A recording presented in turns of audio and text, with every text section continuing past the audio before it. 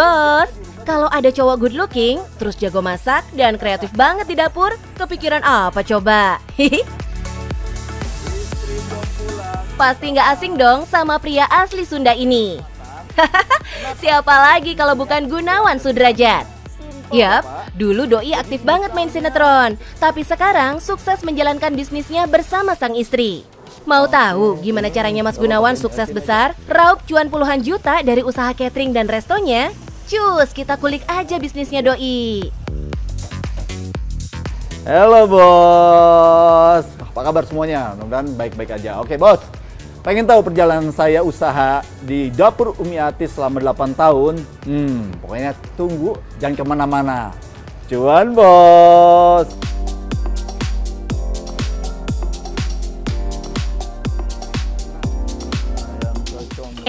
Nggak cuma jago akting di dunia sinetron aja nih, Mas Gunawan juga luwes banget waktu menaklukkan wajan dan kompor di warungnya. Nggak cuma masak, tapi Doi juga tebar senyuman, menyapa semua orang dengan ramah. Nah, kalau dirunut-runut, Mas Gunawan ini nggak punya background kuliner sama sekali loh. Dari dulu hidupnya full acting di layar kaca. Tapi karena ia dan istri demen ngunyah dan jalan-jalan, maka tara! Jadilah punya usaha catering dan kuliner yang outlet pertamanya ada di Efek Sudirman, Jakarta Selatan. Berawal dari hobi ngunyah, lanjut turun jadi bisnis nih bos. Kita senang makan enak sama-sama, terutama juga makanan Indonesia ya. Ya, makanan Indonesia. Dan juga terinspirasi sebetulnya dulu karena kita suka makanan Indonesia, ya terutama dari Jawa Barat dan Sunda. Apa ya, kayaknya bikin usaha apa yang enak dan orang akan menikmati dan happy juga gitu. Intinya. Dan sesuatu yang bisa dimakan tiap hari ya. Ya. Pertamanya sih catering Mbak. Jadi pertamanya justru catering, kita sempat bikin restoran kecil. Lalu kita pikir cocok untuk kita taruh di food court untuk orang-orang yang bekerja. Wah, kalau dilihat-lihat seru sih ya bos. Tapi ternyata nggak melulu mulus lancar jaya loh bisnisnya. Mas Gunawan dan Mbak Lala juga ngalamin tuh yang namanya masa suram. Bahkan nyaris bangkrut karena rugi banyak bos. Waduh, ngeri-ngeri sedep nih. Bisnis kuliner ini sesuatu yang to be honest tidak mudah. Karena banyak sekali orang merasa bahwa bisnis kuliner itu gampang, tinggal bisa masak dan langsung marketing. Ada di TikTok atau Instagram dan sebagainya, pasti laku. Belum tentu gitu. Jadi memang selalu ada curve di dalam seluruh bisnis ya, memang harus diikuti dengan inovasi lagi, makanan lagi, otomatis dengan kita harus higienis juga, pelayanan yang baik, servis yang tepat waktu dan sebagainya. Mantap. Gini nih kalau mental pengusaha sejati, pantang menyerah saat tertimpa masalah, langsung bounce kalau dihajar rugi. Hihihi. Meskipun outletnya sederhana, cuma di food court, tapi kalau soal menu, jelas nggak mau kalah dong. Sebagian besar menu di sini tuh khas Nusantara bos. Mulai dari nasi bakar, paket rames ayam bumbu kecombrang, nasi bancakan, sampai tumpengan buat acara besar pun ada. Satu lagi nih, bikin kagum. Untuk pesanan nasi box dan catering, bisa di-request dadakan H-1 bos. Ibu ini yang punya konsep, soalnya saya tinggal penikmat aja. Jadi konsepnya memang restoran atau cepat saji ya sebenarnya, karena ini fast going. Tradisional ada Sunda, kita juga ada Manadonya sedikit, jadi ada rica-rica dan lain sebagainya. Jadi konsepnya adalah tradisional, otentik, yang bisa dimakan secara cepat saji. Asyik nih, pantas aja pelanggan setianya banyak dan ikhlas datang dari mana-mana. Uang masakannya endul begini, nggak rugi deh jauh-jauh datang ke sini. Kalau soal cita rasa, udah ada chef yang jadi kepercayaannya Mas Gunawan yang bakalan jagain rasa masakannya. Biasanya saya bilang sama chef, kita bikin ini gitu. Ntar chef coba bikin, lalu saya tester. Oh ini kurang ini chef, ini kita mesti agak lebih ini begini gitu. Biasanya seperti itu. Bahkan ketika saya di luar negeri, itu chef kirim makanan loh keluar. Karena saya tinggal kan di Singapura, kadang saya tinggal di sekarang kan posisi lagi di Australia. Jadi chef kirim makanan ke sana dalam bentuk packaging itu tadi. Saya coba, oke, ini kita kurang ini, kurang itu gitu. Atau oke, ini udah oke. Dah catat ya, kuncinya ada di keunikan dan rasa bos. Biar orang gak cepet bosen, dan kudu beda nih sama yang baru pada buka. Terus jangan lupa ditunjang sama manajemen yang yahut, biar bisnis jadi bagus. Buntutnya, cuannya gak putus-putus. Hihi, serius? Lumayan lah, ada lah, puluhan ada. Kebetulan kita justru sangat kuatnya di catering kan. Jadi tuh catering kita tuh lumayan sekali lah. Wih, sehari bisa puluhan orderan catering, bos. Lah kalau sebulan, bisa gonta-ganti mobil baru tuh tiap bulan. Hihihi, sedep nggak tuh? Gak cuma ngandelin pamor dan tenar belaka, bos. Dibantu sang istri, Mas Gunawan juga ngegenjot bisnisnya lewat promo agresif tiada henti. Mengikuti perkembangan zaman, konten-konten kreatif terus dibikin dan diupload ke semua platform sosial media. Sosmed iya, sosmed iya. Door to door pun kita masih lakukan. Lalu influencer juga kita masih juga lakukan. Instagram ads gitu. Kita main juga di TikTok juga ada. Ada lah. Ada satu lagi marketing yang sedikit memaksa. Yaitu orang hulu lalang bling aku. Ya itu benar, maksudnya kita sebar brosur juga. Ke kantor-kantor juga kita masih datang untuk menawarkan. Bisa aja nih Mas Gun ngelawak mulu. Kumaha bos, ngiler nggak? Ya iyalah, ngiler sama menunya. Juga mupeng kan denger cuannya? Makanya segera mulai bos. Apalagi jadi pengusaha tuh dinyatakan Rasulullah Shallallahu Alaihi Wasallam sebagai salah satu pekerjaan terbaik loh. Tapi ingat nih pesan Mas Gunawan, biar bisnis kita lancar dan amanah. Oke, Mah mungkin punya tips khusus untuk berbisnis yang baik seperti apa? Kayak Mama kan jago nih berbisnisnya. Karena saya terus terang, saya banyak belajar dari istri saya. Ya, pasti modal lah, modal. modal. SDM penting. Jadi kita harus memilih benar-benar SDM yang mampu. Kadang-kadang kegagalan itu salah satu juga dari SDM. Lalu manajemen yang kuat. Untuk bisnis kuliner sendiri itu memang membutuhkan strategi yang kadang-kadang harus out of the box. Lebih penting lagi adalah satu mimpi. Kita punya impian. Gimana impian itu bisa tercapai ya? Terutama harus kerja keras. Jangan putus asa, betul? Betul. Betul kakak? Kamu kayak ini aja, betul deh? Ya ini salah satu karyawan saya, salah, ini karyawan atau anak sih? Nah, ini yang lebih penting lagi, yang terakhir nih, apa itu? Cuan bos.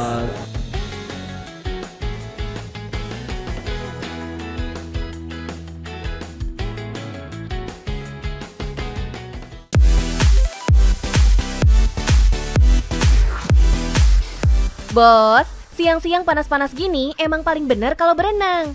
Tapi eits, emangnya ini tempat berenang? Ternyata bukan ya bos. Ini kolam ikan bos, tapi gede banget ya. Pasti ikan sultan nih yang ada di kolam ini. Yap, ikan arwana. Banyak penggemar ikan arwana yang rela merogoh koceknya dalam-dalam buat memiliki ikan idamannya. Yang pasti harganya bukan recehan nih bos. Buat beberapa orang tertentu, ikannya ini dipercaya membawa keberuntungan loh bos. Jadi makin kepo deh sama ikan-ikan arwana di sini. Cus bos, kita cari tahu. Halo bos, selamat datang di kolam pembesaran PT RDI. Ikan arwana ini akan kita bawa ke mancanegara. Penasaran? Tetap di cuan bos.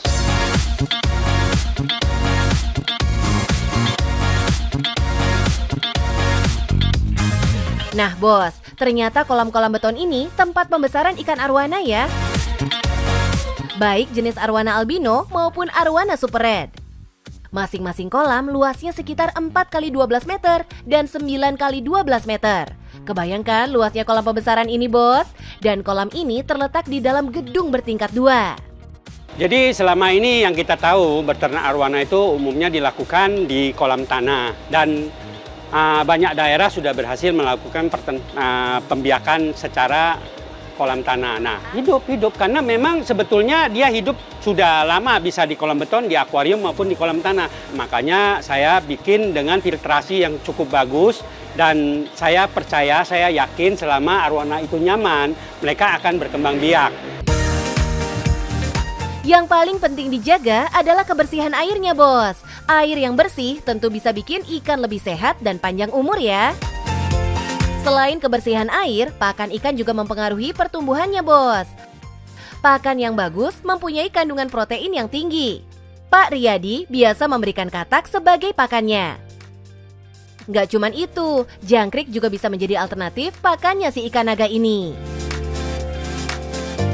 Ini katak itu proteinnya tinggi, jadi untuk pembesaran tulang-tulangnya, terutama untuk dayung ya, sama bodi, sebetulnya sih lebih kenyang ya, karena katak itu lebih banyak dagingnya. Untuk memenuhi asupan nutrisinya, Pak Riyadi emang sengaja ngasih pakan hidup buat ikan-ikan arwananya, biar seperti di alam aslinya.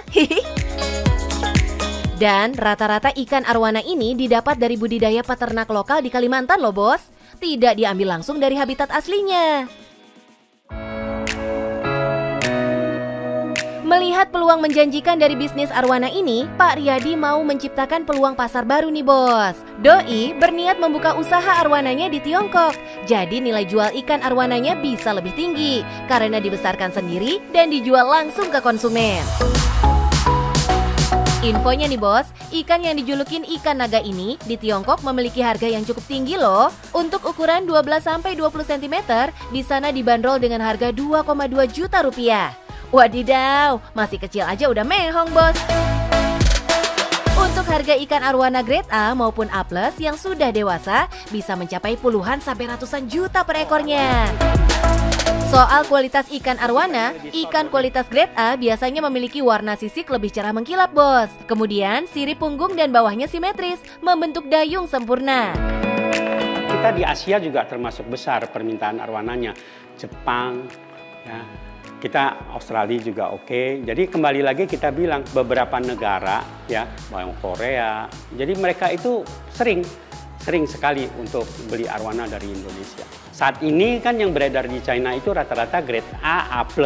Nah, untuk hasil peternakan arwana teman-teman kita di Kalimantan sana, itu kan nggak cuma grade A+ kan. Ada juga B, ada juga C, ada juga D. Nah, itulah saya lihat masih besar peluang kita bisa membantu teman-teman yang dari Kalimantan itu untuk memasarkan arwana yang grade B, C, D itu ke pasar China dan sekelilingnya.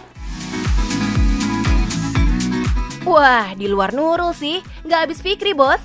Di mana-mana kan orang pengennya beli grade A, Pak.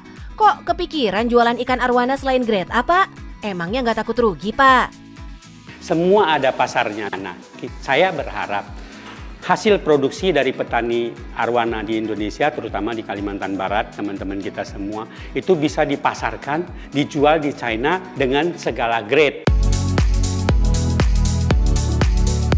Cihuy, ikan arwana yang harganya sultan kelak bisa dimiliki sesuai budget ya, Pak. FYI nih, Bos, rata-rata ikan arwana dibanderol mulai dari harga 1 juta rupiah, Bos. Semakin besar, semakin mahal harganya. Brilian nih pemikiran Pak Riyadi, Bos. Oh iya, Bos, nggak mau kalah sama orang nih, arwana juga ada perawatan skincare-nya loh. Dengan menggunakan lampu-lampu ini. Tujuannya sih biar warna sisiknya lebih cantik, Bos. Selain arwana, Pak Riyadi juga punya ikan tiger fish Dutch loh. Ikan lokal asli Indonesia ini juga banyak diburu masyarakat luar. Harganya per senti bisa mencapai Rp500.000, Bos. Wow, penasaran sama omset dari usaha ini, Pak? Tim Cuan izin kira-kira ya, Pak?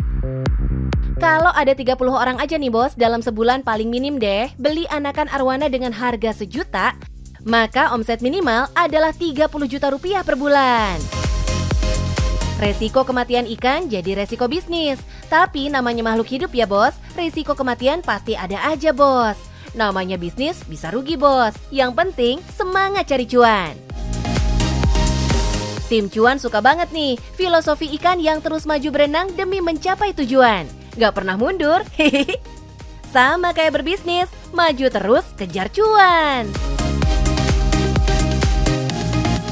Bos, yang namanya bisnis, kita bisa melihat peluang dan kita bisa menyediakan antara demand dengan kebutuhan. Yang penting, cuan, Bos.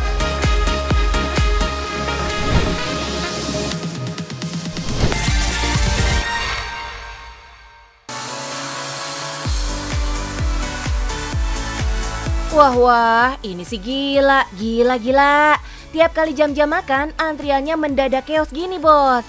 Panjang banget. Pada nungguin pengen icip apaan sih? Bikin heboh aja. Oh, ternyata pada rela ngantri demi ini nih, Bos. Semangkok mie kari yang sedepnya udah ngetop banget seantero ibu kota. Kudu banyak sabar kalau mau makan mie ini. Sampai ada yang rela antri 1 jam loh. Jadi, kebayangkan doku yang ngucur dari sini? Yuklah, sekalian kita kenalan sama owner yang sekaligus chefnya. Hai bos, mau tahu caranya mengembangkan bisnis mie kari ini? Tetap stay tune di Cuan Bos.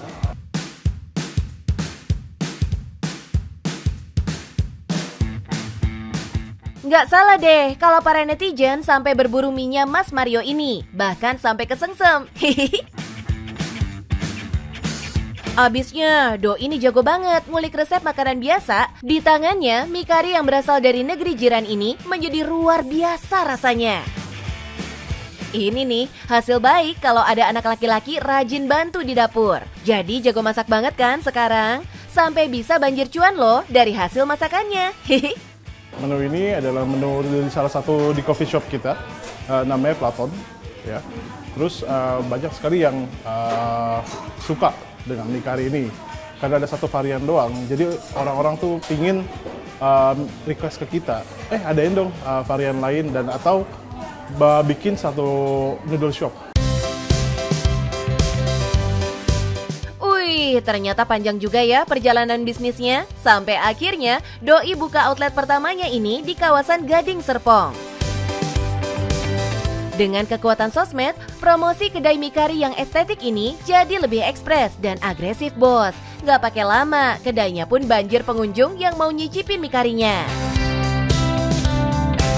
Walaupun Mas Mario gak pernah undang influencer mampir ke kedainya, tangan-tangan netizen lah yang jadi pemegang tongkat saktinya. Jadi, semua review yang berseliweran di jagat maya pun dijamin jujur dan apa adanya. No tipu-tipu ya, Bos. Mantap! Tapi Mas, kenapa pilih mie sih? Emang gak mau nyoba bisnis yang lain? Karena mie itu udah jadi kayak culture kita ya, iya kan? Kalau orang sarapan, kalau nggak makan nasi uduk, ya pasti ada yang makan mie, iya kan? Maka dari itu, nah yang perpaduan mie dengan kari ini masih belum banyak. Tuh, saya pikir ya kita coba aja. Saking ramainya peminat yang datang, ia pun memutuskan untuk buka cabang lainnya di sejumlah titik. Makin banyak cabang, makin deras cuan yang datang. Untuk mempermudah proses pembersihan sisa makanan, meja, dinding, bahkan lampu sengaja didesain menggunakan bahan stainless. Jadi kita pakai konsepnya di sini kayak bar Jepang, terbuat dari stainless. Yang satu, stainless itu kan menunjukkan hygiene dan juga gampang dibersihkan. Unik banget ya, Bos. Dalam sehari, ratusan porsi mie kari ludes dipesan. Dan demi memanjakan lidah pelanggannya, mie-nya pun dibuat khusus dengan bahan premium dan proses pembuatan yang higienis. Mie-nya aja udah istimewa, apalagi bumbunya. Beh, juara! Ini dia favoritnya, mie kari ayam komplit dengan topping ayam, tahu, dan telur. Next, ini juga jadi idola, mie kari sapi komplit. Topping daging sapi dan kuah karinya amazing, Bos! Kita di sini ada 2 kuah kari ya, satu lagi ini kuah ori dan satu lagi kuah bara. Yang kuah ori itu dia lebih nggak pedas, ya sama sekali nggak pedas. Dan kuah bara itu dia rasanya lebih strong. Kalau yang suka pedas dia lebih pedas dan juga dia kuahnya lebih thick. Meskipun pilihan menunya nggak terlalu banyak, tapi semua kalangan tetap bisa icip-icip kok. Mau yang tua sampai bocil pasti suka. Apalagi harganya tergolong murmer nih buat kawasan gaulnya Gading Serpong. Mulai dari 35 ribuan aja per mangkok. Udah bisa kenyang nih, Bos. Mantep kan? Jadi kebayang deh, hebohnya tim kerja keras Mas Mario yang kudu satset kerja cepet. Layani pesanan pembeli yang udah lama ngantri. Bahkan sang owner pun gak ragu buat turun tangan langsung, layani sendiri customernya. Salut! Sumpah deh Mas, jadi makin kepo kita sama cuannya nih. Bisa kali di-spill? Sehari kira-kira ya rata-rata bisa 150 sampai 200 porsi lah. Udah siap kalkulator online-nya, Bos? Anggap aja sehari Mas Mario bisa menjual 200 porsi mie kari seharga 40 ribuan. Berarti dalam sehari, Doi bisa ngantongin 8 juta, Bos. Lah kalau sebulan, bisa tembus 200 jutaan. Mau cry nggak tuh? Itu baru satu outlet aja ya, belum cabang lain. Pokoknya seger dah. Kerennya lagi, sejak buka 2022 lalu, pertumbuhan bisnis kedai mie ini tuh progresif banget, Bos. Dari awalnya cuma di outlet, sampai berani jualan di acara-acara besar. Tapi emang, semakin besar tantangannya, juga semakin gede potensi dokunya, Bos. Untuk tantangan nyari tempat, ya dulu kita sempet sih kayak kita mau nyari tenda gitu. Tapi dulu kebetulan ada teman kita yang emang nawarin ruko satu lantai. Jadi ya daripada tenda kita pilih coba di situ. Tuh, Bos Mario udah membuktikan kalau mau sukses nggak perlu nunggu tua. Yang penting pede, jangan kelamaan mikir. Jadikan semua masalah sebagai pemicu perkembangan bisnis. Dan jangan lupa kelola dengan serius. Biar cuannya yang datang juga serius, Bos. Hai Bos, kalau misalnya mau berbisnis ini, yang paling penting ada pertama, produk harus konsisten. Dua, itu harus hygiene. Dan ketiga, yaitu harus ada service juga. Itu paling penting juga. Oke, abis itu, cuan Bos.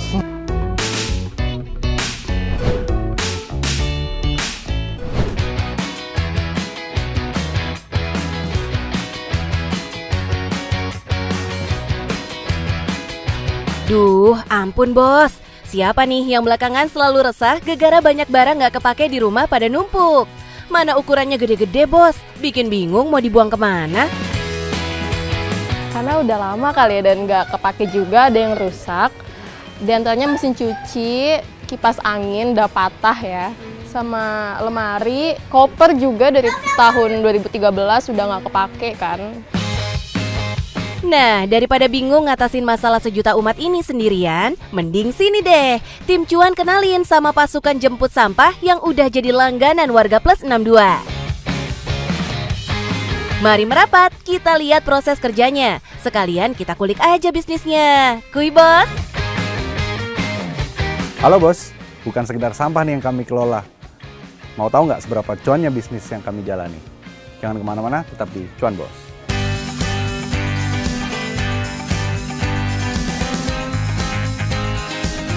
For your info nih Bos, beban sampah harian di kota Jakarta menurut data KLHK bisa mencapai 8.520 ton per hari. Banyak banget kan Bos?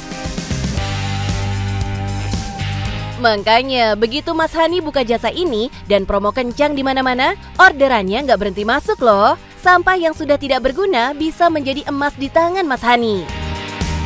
Tapi Mas, ngurusin sampah sebanyak ini pasti nggak gampang dong. Pasti ada aja ya kesulitannya. Pada akhirnya ya dipelajari satu persatu sih gitu. Jadi memang harus setiap sampah tuh harus benar-benar punya treatmentnya sendiri-sendiri untuk cara mengolahnya gitu. Dan emang sulit, Mbak. Jadi memang banyak, jadi tipenya tuh jenisnya banyak gitu ya. Ini harus prosesnya seperti apa.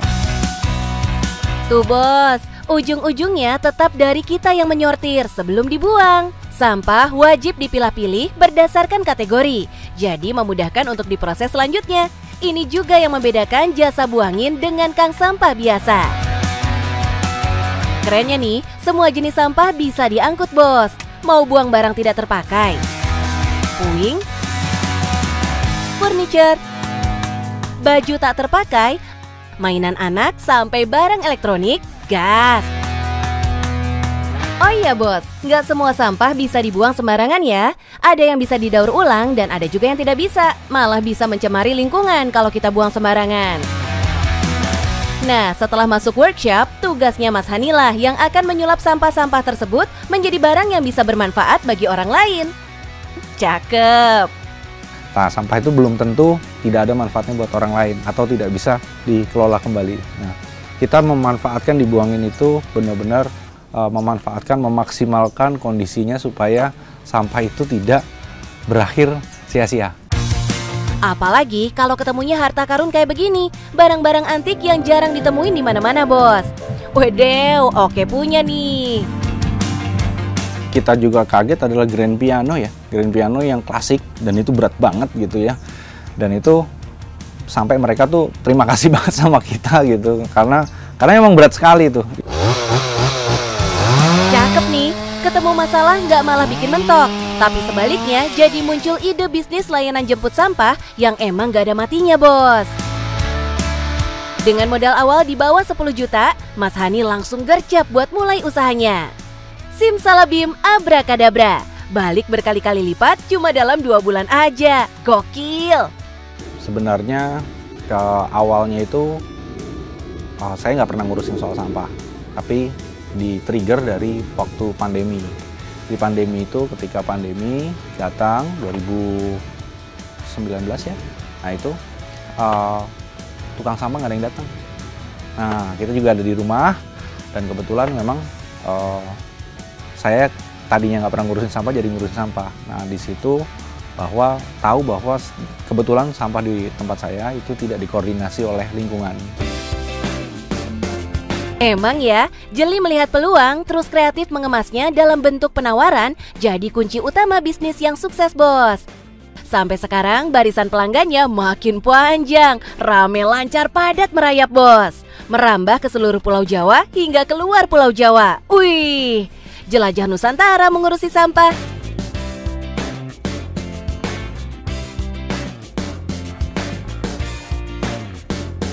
Soal harga, kalem bos, harganya masih masuk akal banget demi damainya hidup kita. Dan rumah pun jadi lebih bersih, bos. Semuanya disesuaikan sama volume sampah dan jumlah armada yang digunakan. Paling murah, start di angka 10 ribuan aja. Jadi nggak ragu buang sampahnya nih, udah bisa dihitung di awal. Pantas aja pelanggan pada puas. Sekarang rumah mereka terbebas dari sampah dan barang nggak terpakai. Konsumen yang puas dengan layanan jasa ini yang jadi ujung tombak promosi paling sakti. Relasi dan teman-teman Mbak Maria yang dengar cerita sukses perang melawan sampah ini pasti bakal pengen juga make jasa Mas Hani dan tim. Ya nggak sih? Ya iyalah, masa enggak? So, karena pelanggan yang puas, cuan pun bakal ngalir deras. Dan pundi cuan pun ngembang ganas. Mengenai pendapatan sendiri itu bervariasi antara 15-30 untuk penjemputan dan pengelolaannya. Sedangkan bisa juga kita manfaatkan lagi barang-barangnya, mungkin kita jual spare partnya atau kita kelola lagi, kita upselling lagi. Piye bos, ngeri kan cuannya? Anti goyah nih bisnis bos.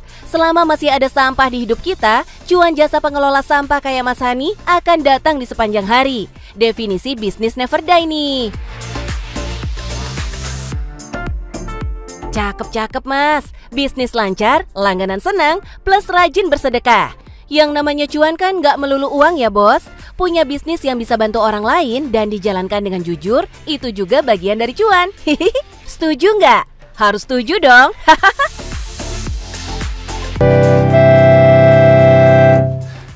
Nah bos, dalam berbisnis, yang pertama kalian harus mengenali apa yang dibutuhkan customer Anda. Yang kedua, Anda passion, tekun untuk mengerjakannya. Yang ketiga, Anda harus berani untuk memulai hal tersebut. Yang keempat, yang penting, cuan bos.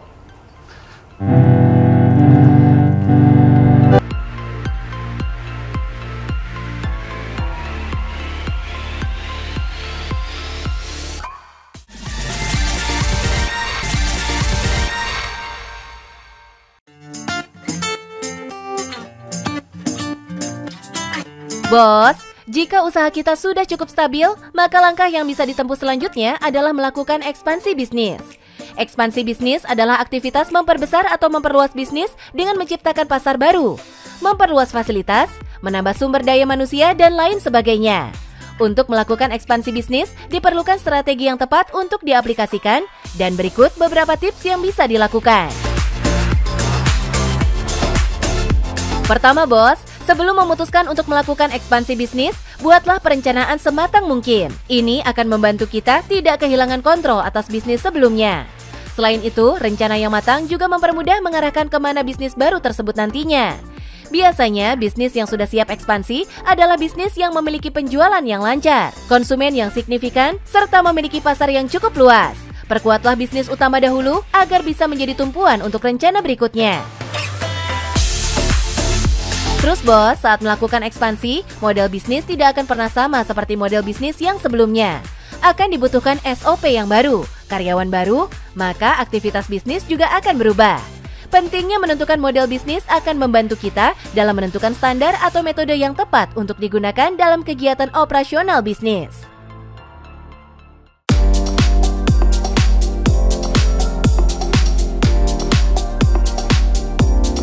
Selanjutnya bos, selama melakukan proses ekspansi, modal sangat dibutuhkan. Misalnya untuk menggaji karyawan, menyewa gudang baru, membangun toko fisik, hingga membangun pabrik produksi sendiri. Kita bisa aja menggunakan profit dari bisnis sebelumnya sebagai modal. Tetapi ada risiko cash flow bisnis kita akan terganggu. Jadi pastikan semuanya sudah diperhitungkan ya bos.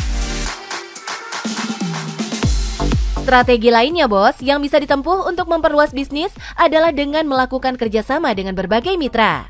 Udah pasti kerjasama ini harus saling menguntungkan.